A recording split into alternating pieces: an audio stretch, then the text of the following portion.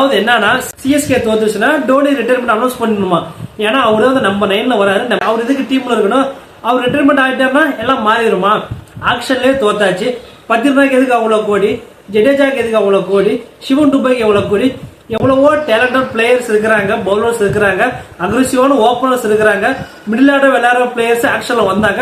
அவ்வளவுதான் ஆக்ஷன்ல எடுக்காம இப்ப கூட திருப்பாத்தி, டெவான் கான்வே, ரச்சின் ரவீந்திரா அதே பழைய டீம் கொண்டு வந்து விளையாடினா ஒரு பிரயோஜனமும் இருக்காது.